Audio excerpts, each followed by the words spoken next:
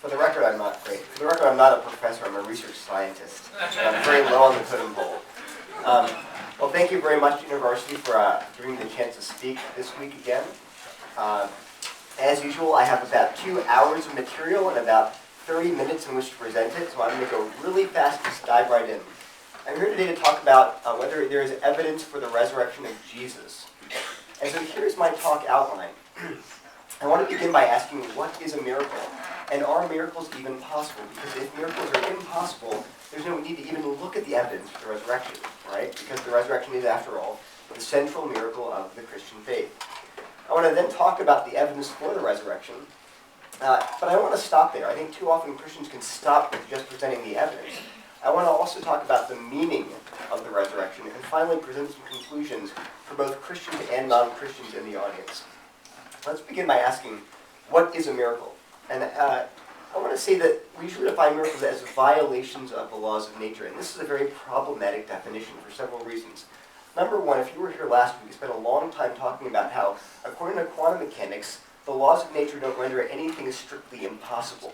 So this is really a meaningless definition, no matter how wild the event might be, like man-eating dragons flying out of a particle accelerator. That's not impossible, strictly speaking, according to quantum mechanics. But second of all, I would say this is not the biblical view of miracles. If you look, for instance, at Exodus 14, one of the central miracles of the Old Testament was the parting of the Red Sea. But God used natural means to bring about that event. If you look at the actual explicit statement in the text, God brought about a strong wind to part the Red Sea. Now, did God cause the wind to come about? Of course. But he used natural means to accomplish his purposes. So I want to say we shouldn't be naive and just say, well, miracles are just clear violations of natural laws. That's a problematic definition. Instead, I want to say that a miracle is a special act of God which functions as a sign.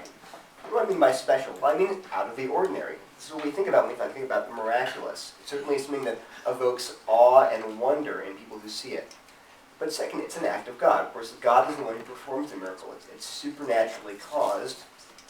But finally, this is extremely important. It functions as a sign. Miracles in the Bible are never content-free. They're not just magic tricks. They always accompany a very specific message about God, about his attributes, about his saving purposes. And so I think that this understanding of a miracle is much more consistent with a biblical witness. So second then, let's ask the question, are miracles even possible? And I would say that it's really problematic to simply say that miracles are impossible. First of all, you could say, well, God can't intervene in nature because then natural laws would be violated. And I would say, again, you have to go back and think about quantum mechanics. Even if we accepted that miracles are a violation of natural laws, which is a bad definition, this would not be true given what we know about quantum mechanics. Second of all, you could say, well, God does not intervene in nature. He could, but he doesn't. Then I'd have to ask you, well, how do you know this? Did God reveal this to you? Because if he did, he'd have to intervene in nature to reveal this to you. So it really is, it's an untenable position to say that God does not intervene in nature. You can't know that.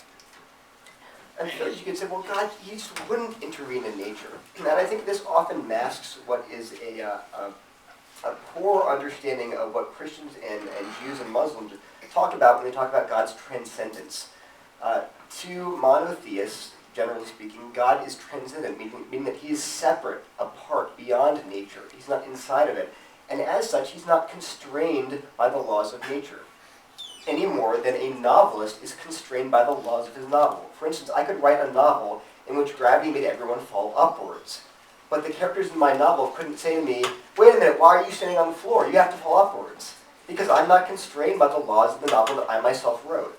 In the same way, God is not subject to the laws of nature that he himself created.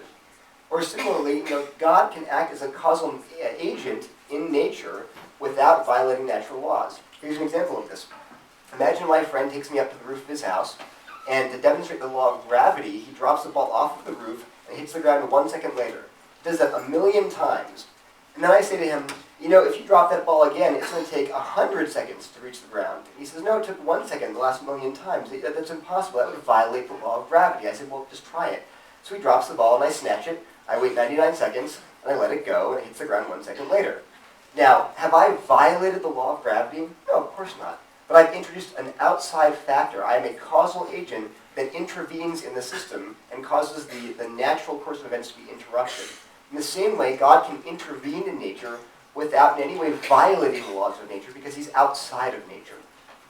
Okay, so I would recommend that we keep an open-minded attitude towards miracles. We shouldn't just say they're impossible. Number one, if you're an agnostic, you just say, well, I don't know if God exists. Well, then you definitely need to have an open-minded attitude towards every occurrence of miracles, because you can't know that miracles exist or not. If God might or might not exist, then miracles might or might not occur. We'll skip the human objection. One thing you often hear is that, well, if you believe that miracles can occur, then you have to believe that every miracle occurred. Well, that's just silly. That's like saying if you believe that Barack Obama won the last presidential election, you have to believe that everyone won the last presidential election. Well, that's just a non sequitur.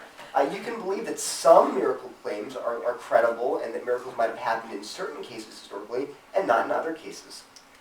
But finally, and this is, again, very important, just because we believe that miracles are possible doesn't mean they happen all the time. And I'm going to borrow a phrase from C.S. Lewis here. He said we ought to look for miracles at the great ganglia of history. What he meant was that if you have a generally biblical worldview, or even just a sort of generally theistic worldview, you should expect to see miracles not scattered randomly through human history, but at great turning points in history where you might expect God to intervene. Okay, so having laid out that discussion of miracles, let's look at the evidence for the resurrection. And let me give you a brief background on Jesus himself, for those who might not have this kind of background. So what I'm going to say here is not at all controversial. This is what you'll hear from all historians. I quoted Bart Ehrman here. Ehrman is a former Christian, now an agnostic, who routinely debates against Christians, arguing against the historicity of the Bible, against the resurrection. And he basically affirms these facts, that Jesus was born around 4 BC in Roman-occupied Palestine. He was known as a teacher and a healer. He was known as those things. He might not have been an actual healer, but he certainly had a reputation. He associated with prostitutes and social outcasts. Before his death, he went into Jerusalem and came into conflict with the religious leaders in Jerusalem. And he was executed by the Romans under Pontius Pilate around 33 AD. And again, these are all non-controversial facts. Aaron, he teaches UNC, and this is from a quote from his the New Testament, his textbook on the New Testament. Okay, so that's the background. Now, the Christian claim, though, is that after Jesus was executed on the cross, 3 days later, he rose again from the dead. That is the miracle claim that's central to Christianity. So now I want to go through some pieces of evidence, historical evidence, that actually support that claim, that Christian miracle claim. And there are several here. Now, I want to point out that these four facts are actually agreed upon by the majority of New Testament scholars, both liberal and conservative, of all different backgrounds, atheist, agnostic, Jewish, Christian, Muslim. Now, I'm not saying there's complete unanimity. There's not. But the majority of people who've written on these topics affirm these four facts. Where they differ is in the interpretation, the best explanation for these four facts. So let me go through those four now and talk a little bit about the implausibility of the other alternative explanation, which I think is a very powerful argument in itself. So first, Jesus' burial and the empty tomb are both likely to be historical facts. Number one, in the Gospels, it is said that Jesus was buried by a man named Joseph of Arimathea, who was a member of the Jewish Sanhedrin. Now, the Jewish Sanhedrin was the Jewish religious council that ordered Jesus to be executed. So this is a very strange thing for the early Christians to invent. The Sanhedrin were their enemies. They were not friendly to Christians. So why would Christians just make up a prominent person and say, he's the one who buried Jesus? The member of our enemies. That would be an odd thing for them to just fabricate out of nowhere. Second, the discovery of the empty tomb by women is unlikely to be an invention. Now, why is that? Well, to us it doesn't seem unlikely, but to a first century audience, whether Jewish or Gentile, it would have been very strange, because women were not held in high esteem in the first century world. For instance, the Jewish historian Josephus says that they were not even allowed to give testimony in court. It was inadmissible. But regardless, they were certainly held in lower esteem than men. So if that were the case, why would you invent the discovery of the empty tomb? Why would you invent women as the first witnesses of the empty tomb? Why not men? But more than that, why would you invent Mary Magdalene? She's mentioned in the Gospels as one of the key witnesses of the empty tomb. But she was also mentioned in the Gospels as being one who was formerly demon-possessed. This is not exactly a star witness. So if you were inventing some credible witnesses, you would not make up women and then one of them happened to be a former demoniac, right? But that's what they claim saw the empty tomb first. This is interesting. In Matthew's gospel, Matthew contains a debate between the early Christians and the Jewish leaders over the resurrection. The Christians were going around claiming, Jesus rose from the dead, his tomb's empty. And what did the Jewish authorities say in response? They said, well, that's because you stole the body. And the Christians said, well, no, there was a Roman guard there. We couldn't have stolen the body. Now, what's interesting here is that this argument presumes that there was an empty tomb. Why would the Jewish authorities claim that that the disciples stole the body if the tomb was not empty? That's interesting. Again, now did Matthew make that up so that 20 centuries later we'd think back and say, wow, that's really puzzling? No, the more plausible explanation is the Jewish authorities really were saying you stole the body because there really was an empty tomb. And now the empty tomb is implied by Paul's statement in 1 Corinthians 15. This is a letter written by Paul about 25 years after Jesus' death. It's about a little before 60 AD, maybe after, we're not sure. But scholars unanimously agree it was written by Paul. It's extremely early. And they even think he may have been citing, actually they agree that he was citing an earlier creed that may be traced to within 7 years of Jesus' death. That's around 42 AD, maybe even 6 months within Jesus' death. It's an extremely early creedal statement. But in that creedal statement, Paul says that Jesus was buried and he was raised. Now, to a first century Jew, the phrase was raised, the Greek there implies a bodily resurrection. You would never say that someone was raised, then ask the question, was the tomb empty? That's implied in the word that's used for raised. So again, that traces back very early within the Christian history. And finally, if you take Acts to be generally historically reliable, a reliable account of the apostles' preaching, then it records the fact that they began preaching Jesus' resurrection only 50 days after his death in Jerusalem itself. And they even had the audacity to mention the empty tomb and say, well, Jesus' tomb is empty, but David's isn't.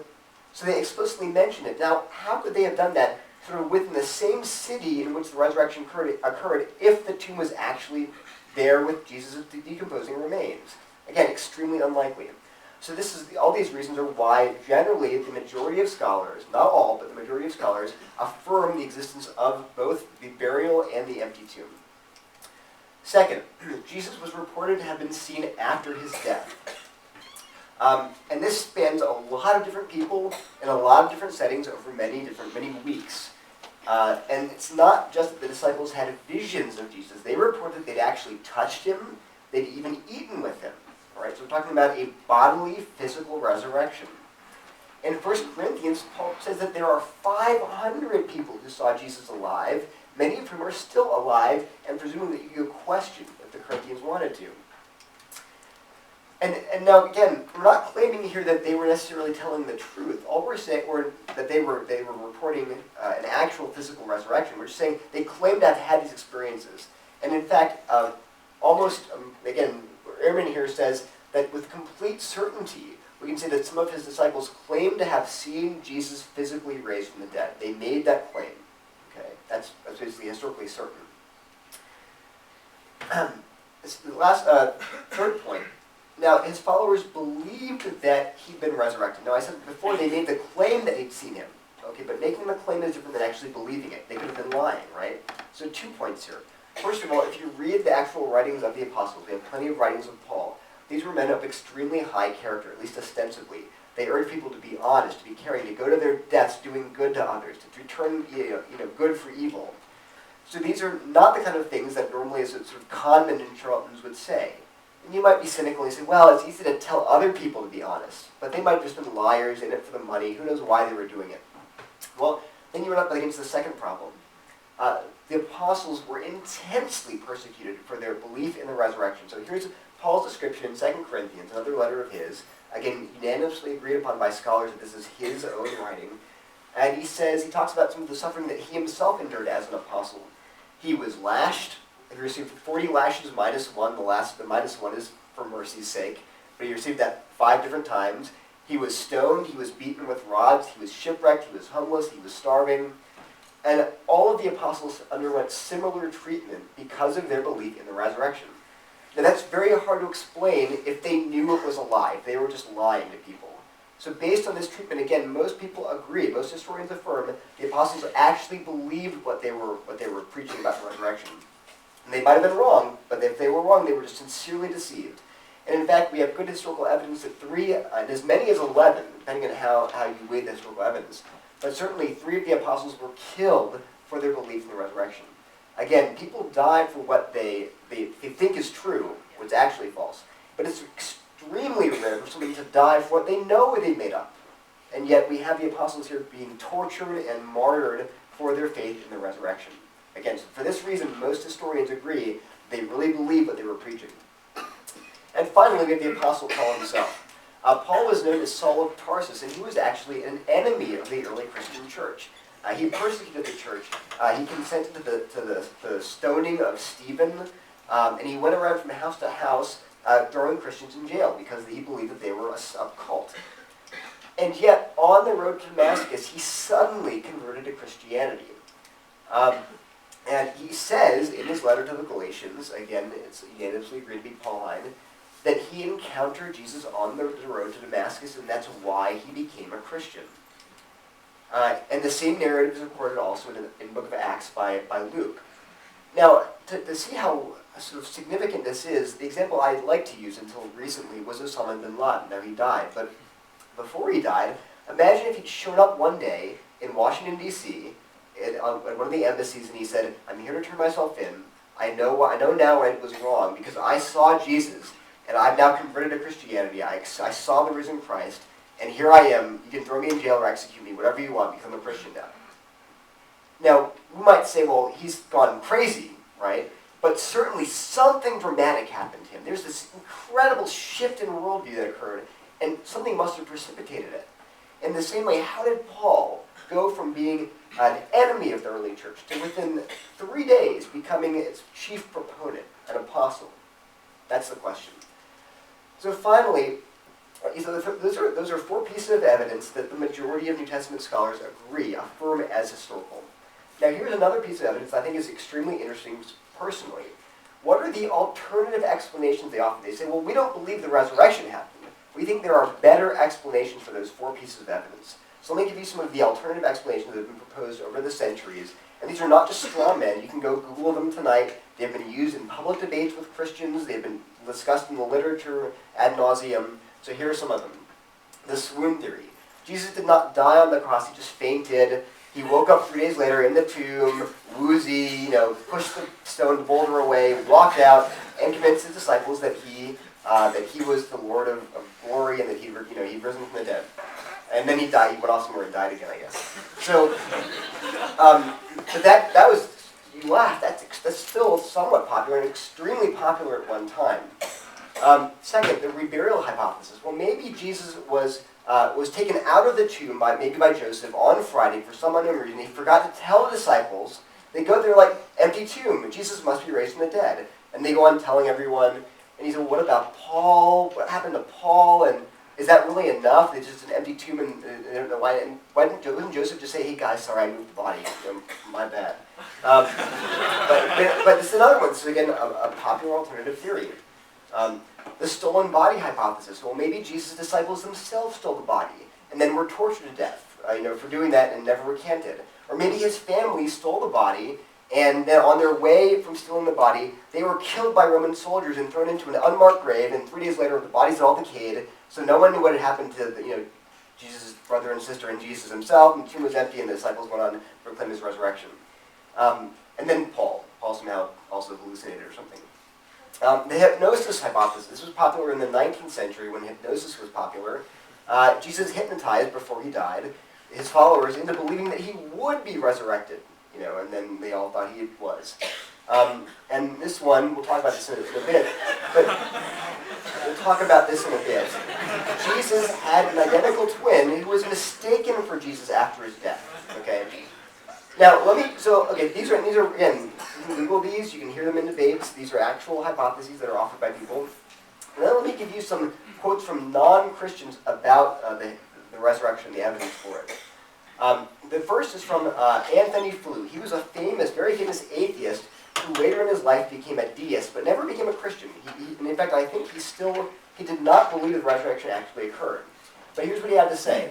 The evidence for the resurrection is better than for claimed miracles in any other religion. It's outstanding in quality and quantity. This is not a Christian talking. 2, this is Pinchas Lapid. He's a Jewish scholar. He believed that the resurrection was a historical event. Now, I'm not sure how that works, because he's Jewish, but he did affirm that it happened. And finally, this is a great essay by Jeff Loder. He is the founder and former president of infidels.org, which was one of the biggest atheist websites on the internet. It's a great essay he wrote called The Historicity of Jesus' Resurrection. And he says it is rational to both believe and disbelieve in the resurrection. Both Christians and atheists are correct within their own worldviews. Now, why would he say that? What he basically says is that Christians believe in the resurrection based on their belief in God and the evidence. But why do atheists disbelieve in the resurrection? What he says basically is they disbelieve in the resurrection not because of lack of evidence, but because they lack belief in God. If God doesn't exist, then he can't raise Jesus from the dead.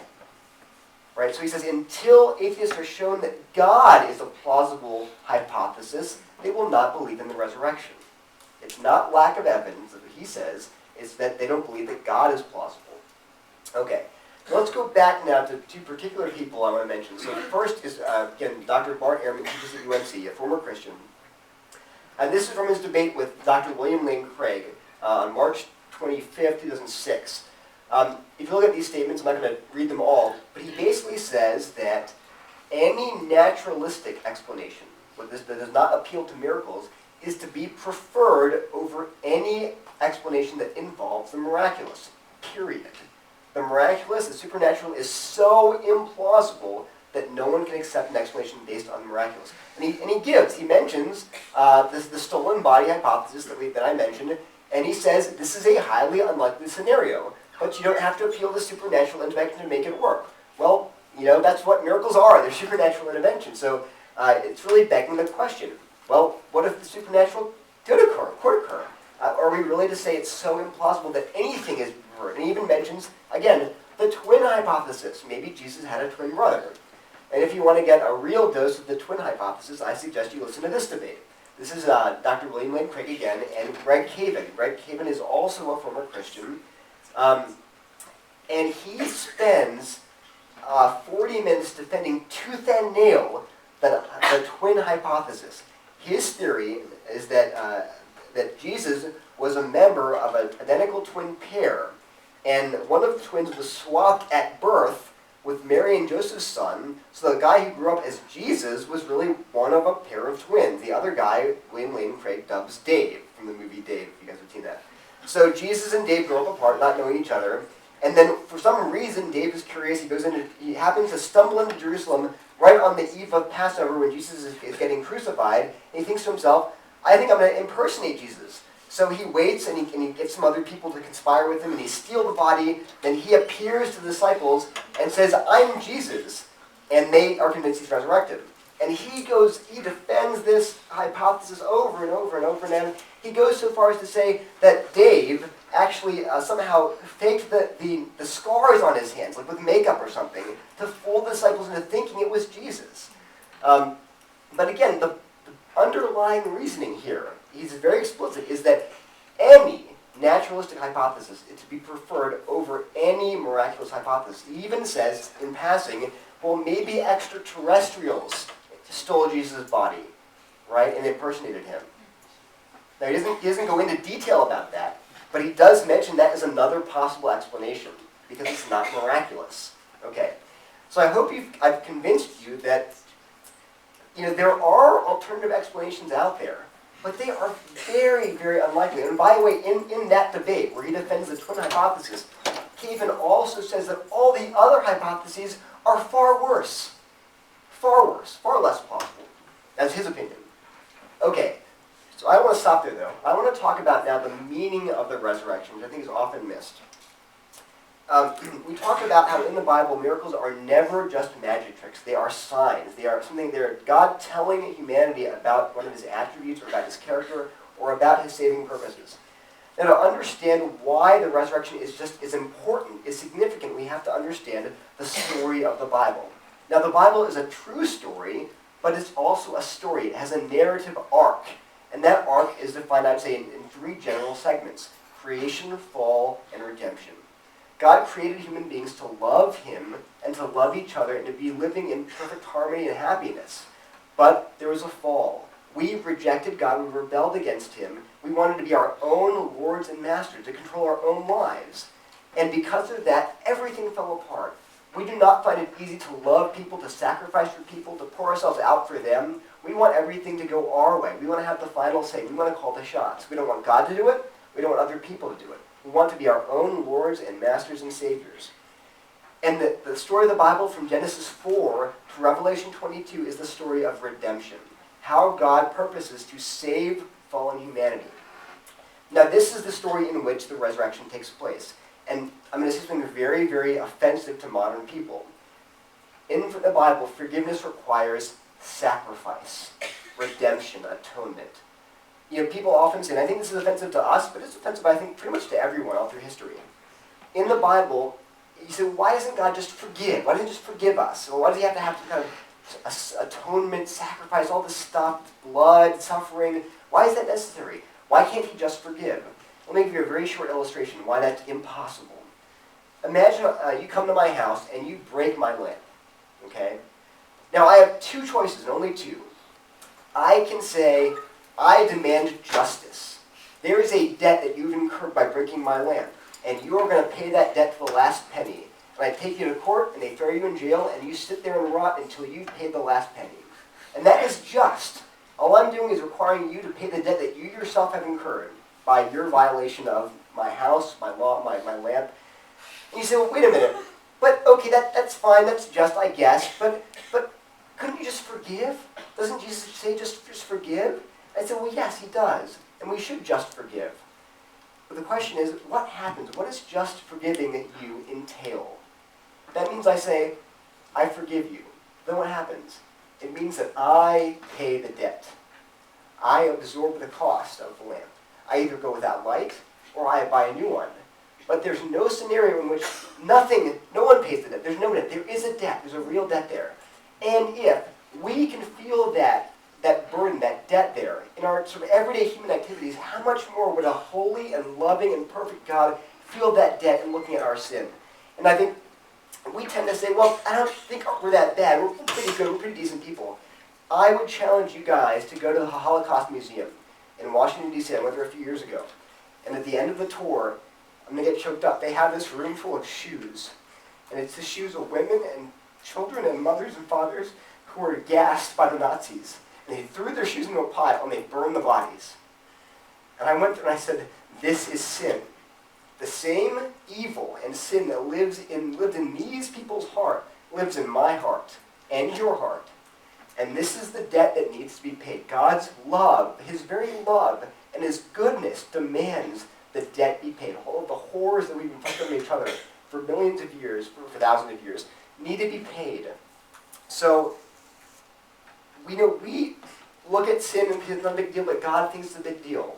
So how does God reconcile sinful humanity to himself?